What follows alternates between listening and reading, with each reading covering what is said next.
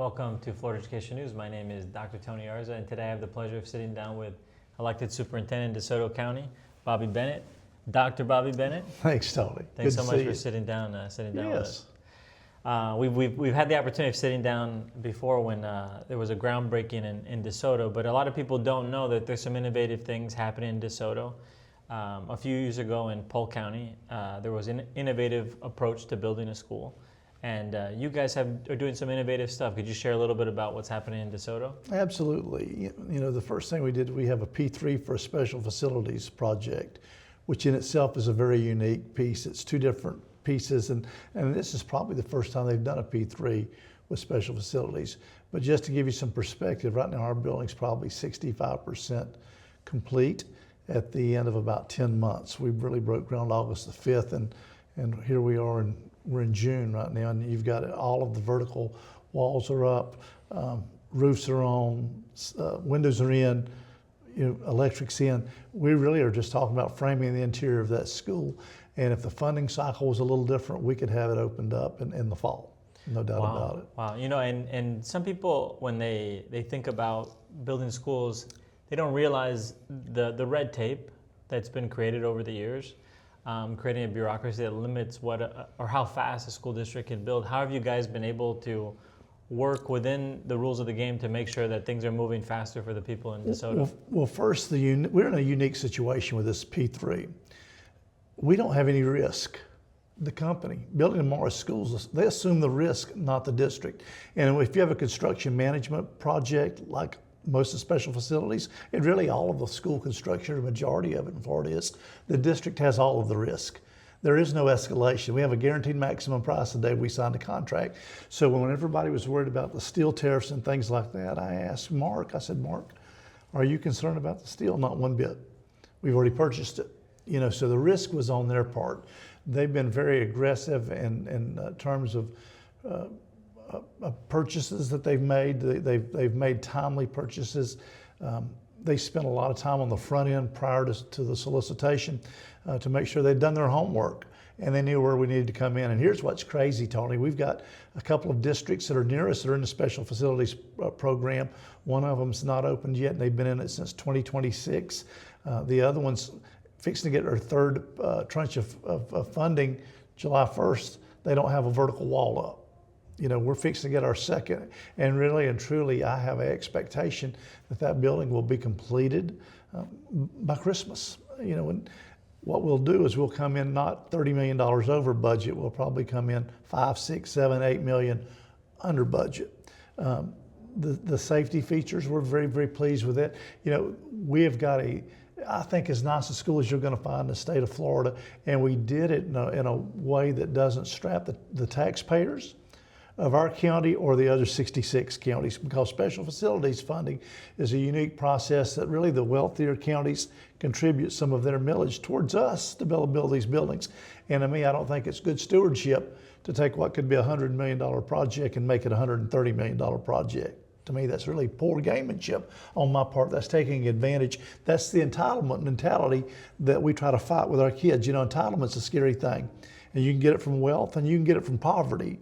We want kids to be like us. We want them to earn what they've got. And I'll be honest with you, our high school, this construction piece has been the neatest thing I've ever been involved with. And I've been an educator now for 37, 38 years. And we've built a couple of schools, and I've never seen anything like it in terms of the speed, the professionalism, the planning pieces, all of the things that as a superintendent, they checked every box that I needed. One thing we don't have, and I would almost venture most of our sister districts in the state don't have, our facilities departments really don't have a director that's capable of building a house, much less a school. So a lot of it, they go to a lot of conferences and they hear the latest, greatest things, much like superintendents. But at the end of the day, you're really reliant on whoever that contractor is. And for us to know that we've got a guaranteed maximum, that there is no escalation. I've got a good friend right now that's waiting on additional funding. We don't have to go back to the legislature.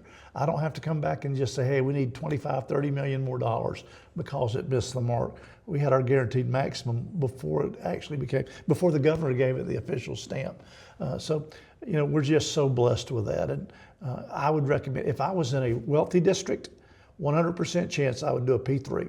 I'm just telling you right now. If you can save your taxpayers $30 million on a $100 million project and you don't, shame on you. Yeah, no, and this is something that, I mean, you and I share at a personal level, wanting to make sure that we're getting the most we can with taxpayer dollars to make sure it's working for the community. If we can save money, we want to do that.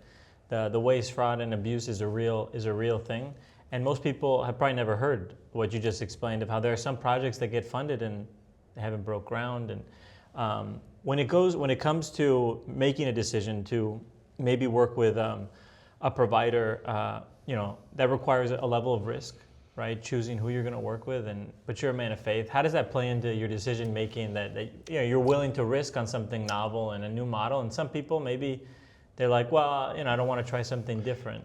I don't believe you change just to change. But if you know something's not working and you see it, like if I see my buddy get on a bicycle and the front tire falls off every time he gets on it, that's stupid of me to get on that same bicycle and ride and expect to see anything happen different than that front tire coming off.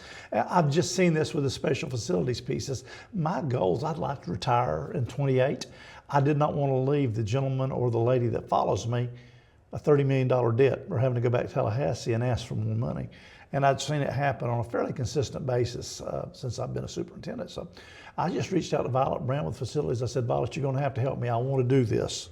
I want to do something different. I've got to have a bridge loan. I've got to have something that gives me a guarantee, because what happens typically is you get your first third of your money and they do some of the architecture pieces and maybe a little bit of the permitting, but you don't put a shovel in the ground really until you got your second or your third. If you wait 3 years to build your house, imagine the escalation of cost. A $200,000 home becomes a $250,000 home or $230,000 home. And if it's your own pocket, it would hurt, absolutely hurt. I remember building a house and they scraped ground and we started doing draws right away.